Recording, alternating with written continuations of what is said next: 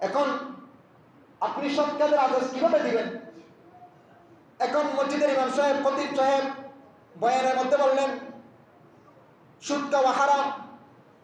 এখন যে সুদ খায় সে এখন ইমামের বিপক্ষ হয়ে গেল, ইমামের পিছনে দুশ্মন হয়ে গেল। যে ঘুষ খায়, ঘুষের বিরুদ্ধে ওয়াজ করলেন, তখন ইমামের ওই সৎ কাজের আদেশ দাও, মসৎ কাজের নিষেধ করো। যে ঘুষ খায় সে ইমামের বিপক্ষে চলে গেল, ইমামের চাকরি নিয়ে টানাটানি শুরু হয়ে যায়। এখন আপনি জেনা করেন, জেনার বিরুদ্ধে বললেন, এখন ইমাম সাহেব জেনা আপনার দুশ্মন হয়ে গেল। ওই সৎ কাজের আদেশ দিতে গেলে এগুলো পরে আয়াত আছে। আপনি মদ পান করেন, এখন মদের বিরুদ্ধে কথা বললেন, তখন ইমাম সাহেব দুশ্মন হয়ে গেল। এই জন্য লুকমান আলাইহিস সালাম সন্তানকে বলেছেন তুমি সৎ কাজের আদেশ দাও, অসৎ কাজ থেকে নিষেধ করো। এরপরে লুকমান আলাইহিস সালাম আরো বলতেছেন ওয়াসবির আলা মা আসাবাক, ও আমার সন্তান, তুমি যখন ভালো কাজের আদেশ দিবে, অসৎ কাজ থেকে নিষেধ করবে, তখন তোমার উপর মুসিবত আসবে, তখন তোমার শত্রু বেড়ে যাবে, তখন তোমার দুশ্মন বেড়ে যাবে, তখন তোমাকে নিয়ে খারাপ আলোচনা করবে, তোমাকে নিয়ে অহেতুক কথাবার্তা বলবে, তোমাকে নিয়ে তোমার বদনামি করবে, তোমার দুষ্কৃতি করার জন্য চেষ্টা করবে। তখন তুমি কি করবে? মা আসাবাক, তখন তুমি ধৈর্য ধারণ করবে। প্রত্যেকে বলুন সুবহানাল্লাহ। তুমি তখন সবর করবে, তুমি সৎ কাজের আদেশ দিয়ে যাবে, অসৎ কাজ থেকে নিষেধ করবে। তারপরেও তুমি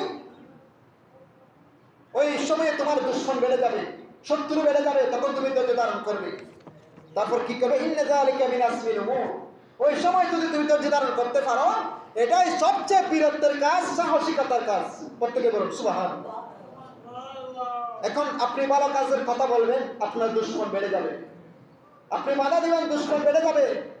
এই সময়ে দুশ্মন বেড়ে যাবে, এই সময়ে তুমি ধৈর্য ধারণ করো, এটাই সবচেয়ে বীরত্বের কাজ, সাহসিকতার কাজ। এটা আল্লাহ বলেছেন কোরআনে। প্রত্যেকে বলুন সুবহানাল্লাহ।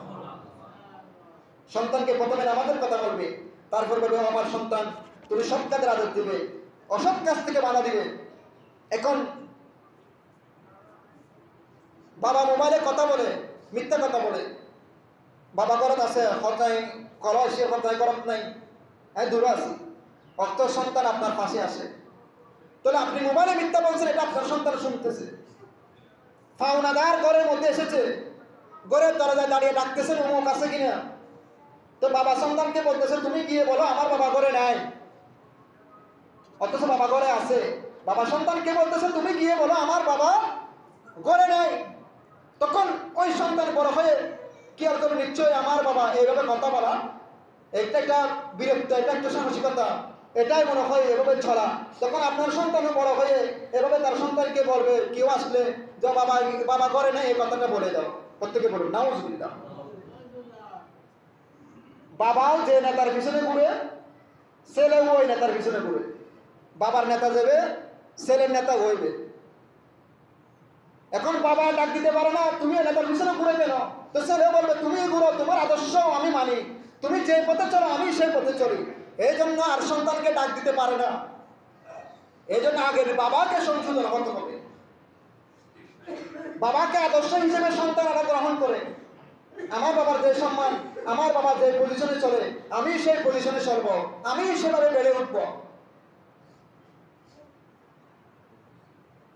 বাবা আজ করে এসে বলে আজকে ইউনিয়ন পরিষদে ভোট হয়েছে, এখানে অনেকগুলো আমি ভোট দিয়েছি, নিজেরটা দিয়েছি, আরো 4-5টা দিয়েছি, সুরা ভোট দিয়েছি। এটাকে আপনি সাহসী মনে করে ঘরের মধ্যে গর্ব করে বললেন আজকে 4-5টা ভোট দিয়েছি। ওই ছেলেও বড় হয়ে বলবে মনে হয় এটা সাহসিকতার পরিচয়, আমিও বড় হয়ে আমার বাবার মতো এভাবে সুরা ভোট দেবো। তো আপনি যেভাবে সন্তানকে শিখাবেন, সেভাবেই আপনার সন্তান আপনার জন্য